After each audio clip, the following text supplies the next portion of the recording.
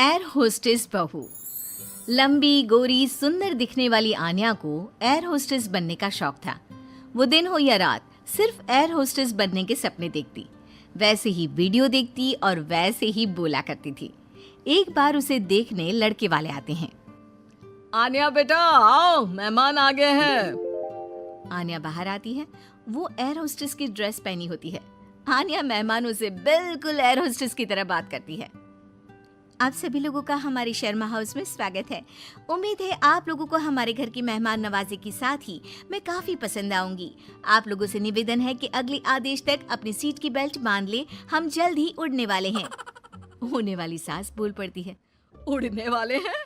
अरे कहाँ उड़ने वाले हैं? ये किसी घर में आए हैं या प्लेन में? क्या है भाई साहब, ये आपकी बेटी को क्या हो गया है? तब आन्या की माँ जवाब देती है। वो क्या है ना, थोड़ी मजाक या किस्म की है हमारी बेटी। वो तो दिख ही रहा है। वैसे क्या आन्या बेटी, एयर होस्टेस हो क्या आप? हो नहीं, पर हो जाऊंगी। 2 राउंड क्लियर है, बस अब तीसरे राउंड के बाद ज्वाइनिंग, फिर मैं बन जाऊंगी एयर होस्टेस। वाह वाह, सुना है एयर होस्टेस खूब कमाती है। और नहीं तो क्या, हर ट्रिप के पैसे, ऊपर से विदेश घूमो। मैं तो जल्द ही उड़ जाऊंगी। आन्या की बात सुनकर सास को लालच आ जाता है। वो मन ही मन सोचती है, बस आ जाएगा, मैं भी बहू के साथ कभी अमेरिका तो कभी कनाडा। उधर आन्या मन में सोच रही होती है, ये रिश्ता मेरे लिए ठीक रहेगा। चुस्त लग रही है बुढ़िया, अपना घर संभालेगी, मैं प्लेन में, ये घर में। और फिर हंसते हंसते ही आन्या के मुंह से निकल जाता है, वो क्या है ना, मुझे तो रिश्ता मंजूर है जी। अरे बेटा, तूने तो मेरे मुंह की बात छीन ली। मुझे भी तो बहू के रूप में बहुत मंजूर है। तो बताइए कब की टिकट कटनी है मेरी? अरे कोई मुझसे भी तो पूछ ले कि मुझे शादी करनी है कि नहीं। ओह माय गॉड, एक एयर होस्टेस ने शादी के लिए हाँ कर दी है, तो तुमसे क्या पूछना। खैर अब मैं चलती हूँ, नमस्कार। आन्या का एयर होस्टेस बनने वाला भूत चढ़ता ही चला जाता है। खैर विवेक की शादी आन्या से हो जाती है। शादी के बाद बहू क्या बात है, लाल सी ड्रेस में बिल्कुल परी लग रही हो। बुढ़िया तू क्या सोच रही है मैं सब जानती हूँ। ये मेरे साथ लटकना चाहती है, गंवार कहीं की। अरे क्या सोच रही है बिटिया, मुझे घूर घूर कर देख रही है। अच्छा मैं ये कह रही थी कि मैंने सुना है वैष्णो देवी जाने के लिए प्लेन से जाओ तो 2 घंटे में दर्शन हो जाते हैं। वो क्या है ना, माता के दरबार में मत्था टेकने का मन था। हाँ हाँ क्यों नहीं, मैं टिकट करती हूँ ना आपकी। बहू वहाँ से चली जाती है।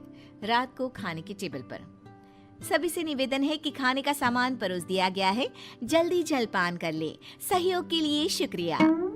सभी को आन्या की बातें अजीब तो लगती है, लेकिन करे क्या, बहू जो ठहरी। लेकिन फिर एक रोज रात को, हाँ मुझे नींद ही नहीं आ रही, क्या करूं मैं। क्यों, क्या हो गया, नींद क्यों नहीं आ रही? वो क्या है ना, धरती पर सोने की आदत नहीं है ना, मुझे तो आकाश में सोना है, जहाँ से बादल दिखे। ये क्या, घर के अंदर सड़ी सी छत और रेलवे का पंखा चलता दिख रहा है। अरे यार बड़ी अजीब हो, घरों में तो लोग ऐसे ही सोते हैं ना। सोते होंगे, मुझे आदत नहीं है। मैं छत पर झूला लगाकर सोई हूँ। झूला हिलेगा तो मुझे लगेगा फ्लाइट में गोते खा रही हूँ आकाश में। मैं तो चली। अब क्या था, ठंडी हवा के बीच बहू छत पर सोकर उठती है तो उसे सर्दी लगी होती है।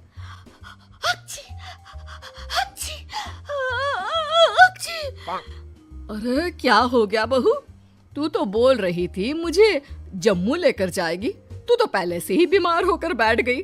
मैंने तो पैकिंग भी कर ली है, अब उड़ा कर ले चल। यहाँ नाक की दही बनी हुई है और इन्हें जम्मू घूमना है। हाय रे, लगता नहीं कि ये एयर होस्टेस बहू कभी मुझे प्लेन की सैर भी कराएगी। अरे क्या हो गया माँ, काहे रोई जा रही हो?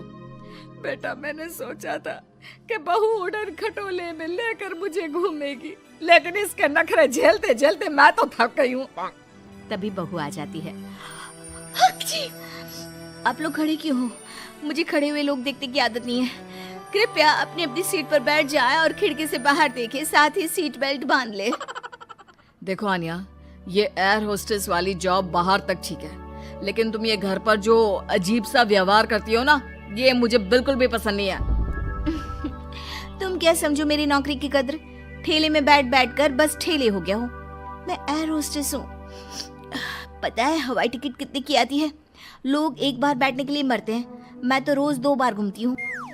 और सासू माँ, मैं आपकी तरह खाना बनाने वाली औरत नहीं हूँ, समझ गई? बड़े ही घमंड से बोलने वाली बीवी का ये लहजा पति को बिल्कुल पसंद नहीं आता। वो ठेला नहीं, शोरूम है। जिसे तुम काम बोल रही हो वो मेरा जमा जमाया बिजनेस है, जिसे देखकर तुम्हारे मम्मी पापा ने मेरी शादी की थी। अरे हम लोगों की फ्लाइट में तो माल्या से लेकर मोदी आते हैं। हाँ आते होंगे, लेकिन भागने के लिए, घूमने के लिए नहीं। जो भी हो, है तो बिजनेसमैन ही ना। हाँ तो वो कौन सा तेरे से शादी करने को भाग रहे हैं बहू? पानी ही पीते हैं ना तेरे हाथ से, कोई बिजनेस एडवाइजरी तो नहीं लेते क्यों? अरे घूम घूम कर खाना, चाय और पानी ही तो बांटती है ना तू। जैसे जमीन पर वेटर होते हैं, तू बस इंग्लिश में गिटपिट करती है और तू हवा की वेटर है। जब देखो तब घमंड करती रहती है। सास के मुंह से पहली बार कड़े शब्द सुनकर आन्या रोने लगती है कि तभी ससुर उसके सपोर्ट में आ जाते हैं। देख भाग्यवान, एयर होस्टेस की जॉब भले ही खाना या पानी देने की हो, लेकिन आपदा के वक्त इन लोगों की बड़ी जिम्मेदारी होती है एक एक पैसेंजर का ख्याल रखना। काम काम होता है, वो छोटा बड़ा नहीं होता।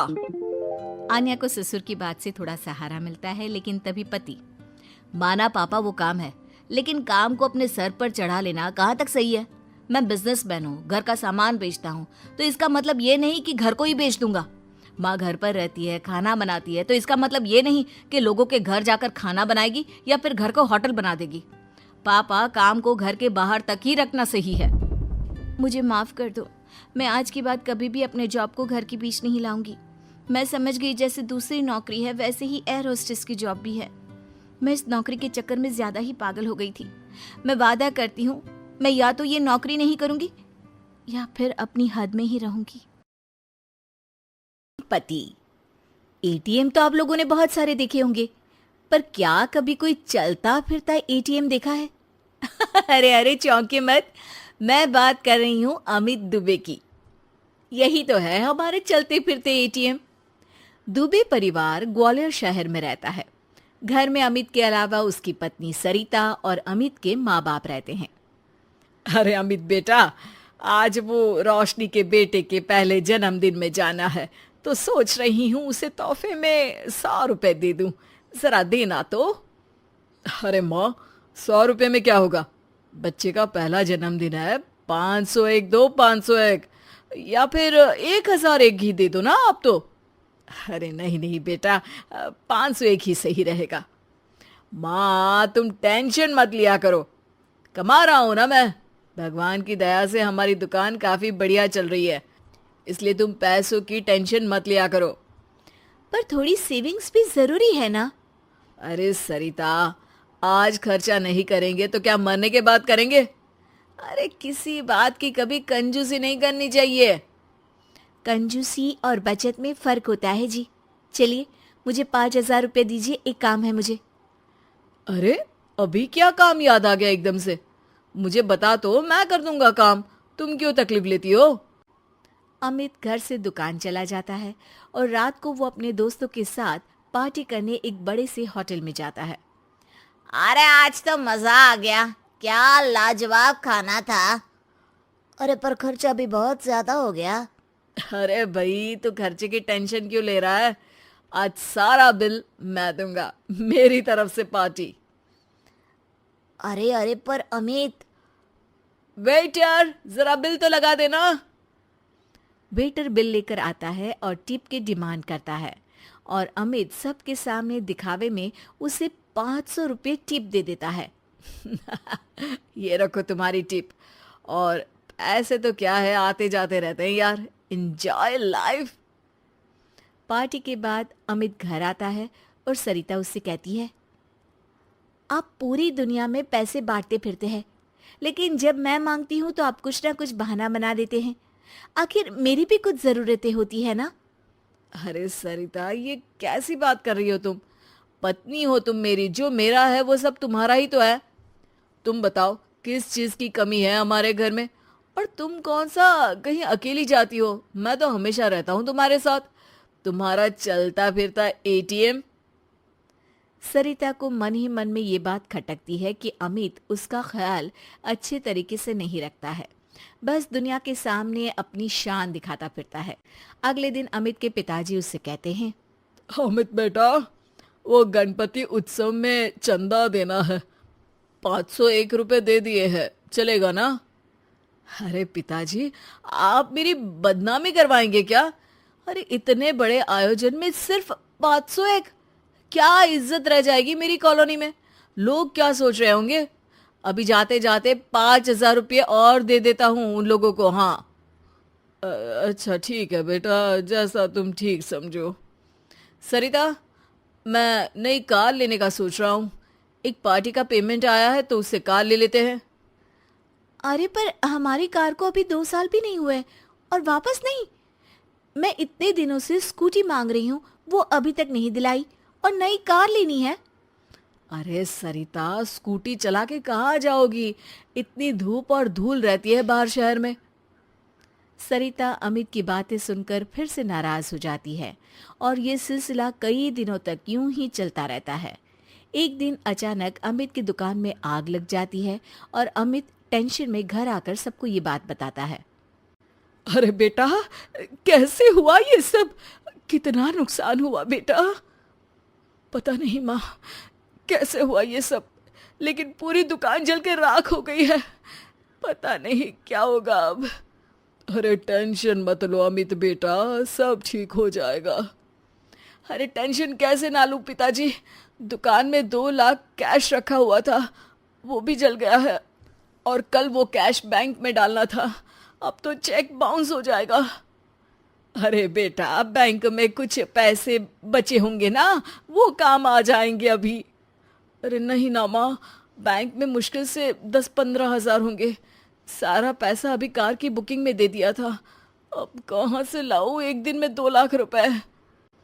ये सुनकर सरिता अपने कमरे में चली जाती है और अपने हाथों में 2 लाख रुपए लेकर बाहर आती है। ये लीजिए, पूरे 2 लाख हैं, शायद इससे आपका काम हो जाए। पैसे देखकर सब लोग हैरान हो जाते हैं, खास तौर पर अमित। तुम्हारे पास इतने पैसे कहाँ से आए सरिता? आप तो चलते फिरते एटीएम हैं, जो सबको पैसा बांटते फिरते थे, लेकिन मैं इतने सालों से सेविंग्स अकाउंट बनाकर धीरे धीरे कुछ पैसे जमा करती थी। वही सारे पैसे हैं ये सब। हमेशा मैं कहती थी कि कुछ पैसे मुझे दीजिए, लेकिन आपने तो मेरी एक नहीं सुनी। वाह बहू वाह, अमित हमेशा एटीएम की तरह पैसे बहा देता था, लेकिन तुमने बैंक के लॉकर की तरह पैसे अपने पास जमा करके रखे। शाबाश बहू। सरिता की बातें सुनकर अमित को अपनी गलती का एहसास होता है। सरिता, मैं हमेशा दिखावे के चक्कर में पैसा खर्च कर देता था, लेकिन कभी तुम्हारी ज़रूरत पूरी नहीं की। लेकिन फिर भी तुमने अपनी समझदारी से ये पैसे जमा किए।